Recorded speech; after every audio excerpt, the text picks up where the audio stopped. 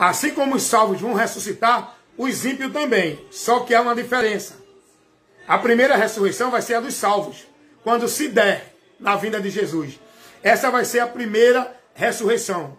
Lembre-se de uma coisa, não é a alma que vai ressuscitar, é o corpo. O que é ressuscitar? O que quer dizer ressurreição? Erguer-se, tornar-se, levantar. A palavra ressurreição significa isso.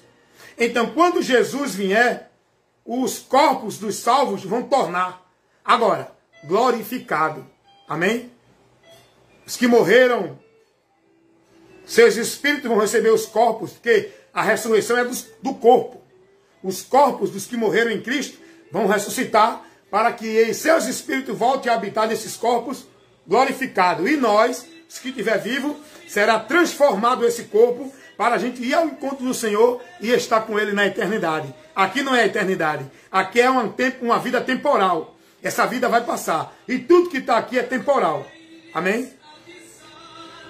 Os ímpios também vão ressuscitar. Só que a ressurreição dos ímpios será no dia do juízo final. Aprenda uma coisa. A ressurreição dos salvos será na vinda de Jesus para arrebatar a igreja, que é tirar. A palavra arrebatamento quer dizer tirar, sequestrar. Entendeu como é? Quando Jesus vier, se dará a ressurreição dos salvos em Jesus. Todos que creram nele. Pois a Bíblia diz, os que morreram em Cristo. Não é os ímpios. Os ímpios só vão ressuscitar na ressurreição para o dia do juízo final. Que é o juízo final, que é o fim de todo o sistema, de toda a vida humana na terra e de tudo que há na terra e ela, a própria terra. A Bíblia fala disso.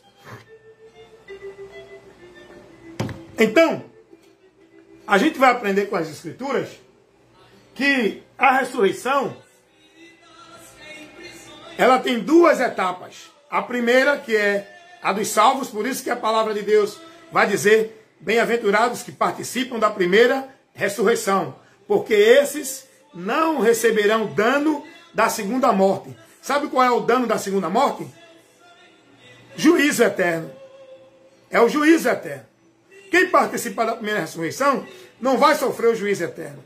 Porque a segunda ressurreição é o que diz lá em Daniel, capítulo 12, versículo 2. Uns ressuscitarão para a vida eterna e outros para a honra e o desprezo.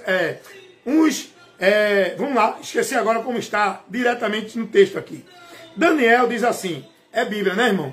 Eu estou trazendo Bíblia, eu prego palavra, eu não tenho aqui o que eu acho, o que eu entendo. Olha o que diz aqui no livro do profeta Daniel. Vamos lá, Daniel, depois de Ezequiel, cadê? Deixa eu ver, é isso mesmo. Daniel, capítulo 12. Eu estou aqui trazendo uma observação sobre a questão da ressurreição. A ressurreição dos salvos vai se dar na vinda de Jesus. É duas etapas de ressurreição. Quando eu digo duas etapas de ressurreição, para a eternidade. Porque você pode botar um comentário aí e dizer, não, mas já teve uma ressurreição. Para a eternidade, não. Ressuscitaram muitos, mas morreram depois. Lázaro ressuscitou, tornou a morrer. Outros ressuscitaram, tornou a morrer. A única ressurreição para a eternidade foi a de Jesus. Porque ele é o primogênito dentre os mortos, que ressuscitou glorificado. E nós vamos ressuscitar como Cristo ressuscitou. Mas as outras ressurreição que a Bíblia fala, não foi a ressurreição do corpo glorificado. Os que ressuscitaram, ressuscitaram nos seus próprios corpos mortal novamente. Como Lázaro, ressuscitou no corpo mortal, morreu novamente. Agora, a ressurreição para a eternidade dos salvos vai ser num corpo glorificado, onde não vamos mais morrer, não vamos mais ter nenhuma necessidade do que temos hoje. Isso é muito maravilhoso entender isso. Meu irmão, você que é crente em Jesus, você que aguarda a promessa, você que está na esperança, busque aprender a promessa de Cristo na nossa vida. Busque aprender o que estamos para receber. Procure uma igreja, procure um local, procure um lugar Procure alguém que lhe ensine a palavra, que lhe ensine as promessas de Cristo, lhe ensine a esperança do Evangelho, lhe ensine a verdade que liberta. É muito gostoso a gente ser instruído pelas coisas do alto. Por isso que muitos hoje não têm mais alegria, porque só pensam nas coisas da terra. Esse evangelho natural, esse evangelho intelectual, esse evangelho anátema, que leva as pessoas a buscar uma esperança de vida aqui neste mundo. Inclusive, alguém já tem o entendimento de que Jesus já veio, já teve o juízo final, não tem mais ressurreição, não tem mais arrebatamento. Que esperança é essa? Sai desse caminho, sai desse entendimento. Vai buscar ser instruído pelas coisas do alto. Não é pela vida nessa terra maldita de pecado, esta vida temporal. O diabo está conseguindo tirar a alegria, a promessa de muita gente. Meu irmão, vai ser instruído. Isso é gostoso. É isso que nos alegra. É isso que Paulo diz. Alegrai-vos na esperança. Para que você tenha paciência na tribulação neste mundo aqui que nós estamos. Paraíso não é na terra, não. É no céu. Vida com Deus não é na terra, não. A promessa de vida com Deus eterna é no céu. Primeira carta do apóstolo João, capítulo 2, versículo 25. Esta é a promessa que ele nos fez. A vida eterna. Nós não estamos na vida eterna. Nós estamos na vida temporal ainda. Como é que o cara disse que Jesus já veio? Como é que o cara disse que já se cumpriu o juízo? Como é que tem alguém que ensina que Jesus não volta mais porque já voltou? Que esperança essas pessoas estão tendo? Qual é a alegria, a esperança dessa fé que eles vivem? O diabo é terrível no engano, viu, irmão? Ele engana direitinho, viu? Se você não tiver com a sua mente, seu entendimento iluminado pela palavra de Deus, a verdade de Cristo, você vai ser enganado. Cuidado! A promessa que ele nos fez é a vida eterna. E esta vida eterna não é aqui. O mundo aqui, ele não é eterno. Aqui é temporal. E Paulo vai dizer, tudo que se vê é temporal, mas o que não se vê é eterno. Você está vendo esse mundo aqui? Estou. É temporal. Tem um fim. Agora, o que não se vê, que é aquilo que nós temos que buscar, e se alegrar, e aguardar, e esperar, e confiar, é nas promessas dos tesouros eternos, da vida eterna, da riqueza eterna, dos bens eternos, que nós não vemos com a visão óptica, mas vemos com a visão da fé, pela palavra, o Espírito Santo que nos alegra e nos estimula e nos testifica desta promessa, e devemos estar alegrando-se nela, aguardando e tendo a esperança de que aqui estamos, mas vamos partir para desfrutar da vida eterna com Deus lá no céu. Não é aqui não, viu, irmão? Deu para entender? Então, as duas ressurreições, as duas etapas da ressurreição eterna, a primeira se dará para os salvos em Cristo, como está escrito lá em 1 Tessalonicenses 4:16. E a segunda ressurreição se dará para os perdidos, os ímpios, que será no dia do juízo final, para aqueles que não creram em Jesus para se salvarem. Olha o que diz Daniel, capítulo 12, versículo 2. E muitos dos que dormem no pó da terra ressuscitarão, uns para a vida eterna, e outros para a vergonha e o desprezo eterno. Eterno. Eterno é uma existência sem fim. Deu para entender? Haverá ressurreição para os que vão ter a vida eterna e para os que vão ter a condenação eterna, que quer dizer a vida eterna sem Deus e a vida eterna com Deus. Vida, comunhão, morte, separação, morte eterna. Deu para entender? Então cuidado quando você for instruído por alguém que lhe traz um texto para provar que é Bíblia, que ele está te ensinando o que diz a Bíblia. Busque examinar o contexto. Busque ser prudente. Ore, e o Espírito Santo. Você não precisa ser um doutor, bacharel, conhecedor, né, de um conhecimento teológico das Escrituras. Você só precisa ter o Espírito Santo para não ser enganado pelos falsos mestres, por doutrina de demônios, pelo evangelho anátema. Você precisa ter o Espírito Santo. que não vai deixar você se confundir na direção da palavra de Cristo. Porque o próprio Jesus disse que ele ia, mas enviaria um, que era o Consolador, o Espírito da Verdade, que nos guiaria na verdade. Você pode ver isso lá em João, não é? 16, João 14. Você vai ver isso. Então, nós precisamos estar atentos.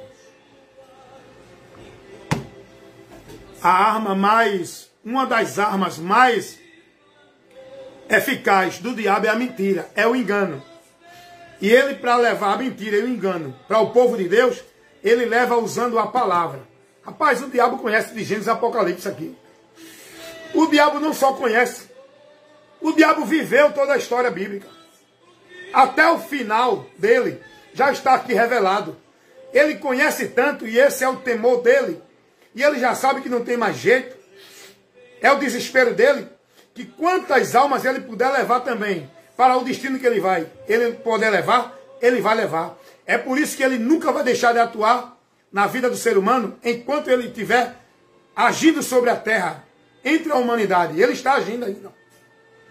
A Bíblia já declara o fim dele, mas ainda não aconteceu esse fim de Satanás.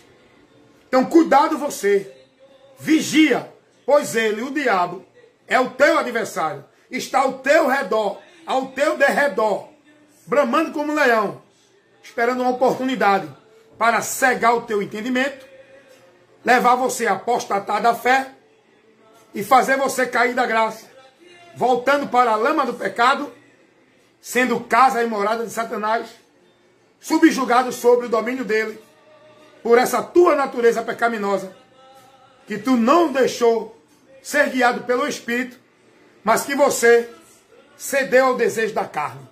E aí onde é aí onde o diabo domina.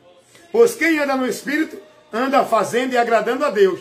Quem anda na carne, que é o desejo natural do homem, anda para satisfazer o desejo dele, na vontade do diabo, por onde vai ser escravo de novo do pecado. Deu para entender? É outro ensino que depois a gente leva aqui. Então, gente, essa pessoa que estava comigo que está comigo me questionando no comentário no YouTube, ele está dizendo que inferno não existe, que inferno é sepultura, e não existe esse negócio de juízo eterno, de tormento eterno. Então Jesus é mentiroso, né? Então Jesus é mentiroso, porque eu estou pregando o que Jesus pregou, não é? Eu não estou pregando o que ensina o pastor, a igreja ou ninguém. Eu estou pregando o que Jesus pregou. Se não existe juízo eterno, Jesus é mentiroso. Se não existe condenação eterna, se não existe tormento eterno, se não existe punição de Deus para os ímpios que não crê nele, então Jesus é mentiroso. Jesus diz: quem crê em mim não será condenado, mas quem não crê já está condenado. Jesus disse que o diabo, aliás, Jesus disse que o inferno, que é o local, cadeia espiritual, cadeias eternas, local de separação, onde o homem vai estar ausente da presença de Deus, porque Deus assim determinou, que é o local, se refere àqueles que vão receber a justiça de Deus, que vai julgar o pecador pelo seu pecado. Jesus disse que o inferno foi criado para o diabo e seus anjos, que são os demônios caídos. Quem é o diabo aí? Quem é os anjos caídos? O que é o inferno que foi preparado para ele? É a sepultura? Primeiro que o diabo é um ser espiritual. A sepultura não detém ele. Deu para entender? A terra não detém. Ele é um ser espiritual. Não tem cadeias nessa vida que possa prendê-lo. Só Deus, com o seu poder, que preparou esse lugar para Satanás e os demônios. Jesus disse, não foi para o homem que Deus criou. Deus criou para eles, esses seres espirituais. E o ser humano, o homem, vai para lá, por quê? Seguiu o mesmo passo de Satanás. O passo da rebelião, desobediência, se levantar contra Deus. E por isso o homem vai também para lá. Porque é o local de punição de quem transgride ao Criador. E o diabo, sabendo disso, ele faz o homem pecar contra Deus. Ele leva o homem a transgredir contra Deus. Para que o homem sofra também esse destino e esse juízo. Que ele já está determinado. Aí. Ele ainda não está lá. Tem gente que diz, o diabo está lá no inferno. Não está não, viu, irmão? Aprenda a Bíblia. Vai estudar a Bíblia para falar verdades espirituais dentro da palavra. Não é o que você acha ou entende. O diabo não está em inferno, coisa nenhuma. Ele está levando e conduzindo muita alma ao inferno. Vou dizer mais uma vez aqui o que eu sempre digo. O diabo não tem poder de colocar ninguém no inferno. Mas ele tem o poder de fazer o homem andar com os seus próprios pés na direção do inferno. Por isso que ele tenta, por isso que ele engana, por isso que ele leva o homem a viver na mentira para transgredir a ordenança do seu Criador. Porque só assim o homem vai sofrer esse juízo pela sua transgressão. Por isso que esse é o trabalho do diabo. Fazer as pessoas ser incrédulas, não crer na palavra, andar contrária, andar na direção contrária à palavra de Deus. Porque isso constitui-se o pecado, a transgressão. E ele tem levado muito para lá. Muitos que estão achando que não existe inferno, não sabem que suas almas estão caminhando para lá. Não é o diabo que tem o poder de levar. Ele tem o poder de influenciar o homem, para o homem ir. É o homem que vai, porque cada um será julgado pelos seus pecados. Não é por causa de ninguém. A consequência da condenação é pessoal. Cada um dará conta de si a Deus. E Deus vai julgar os homens segundo as suas obras. E toda obra do homem não leva ele para o céu, leva para o inferno. Aprendeu? É por isso que nós temos que confiar e crer na obra sacrificial de Cristo, na cruz do Calvário, pela qual somos justificados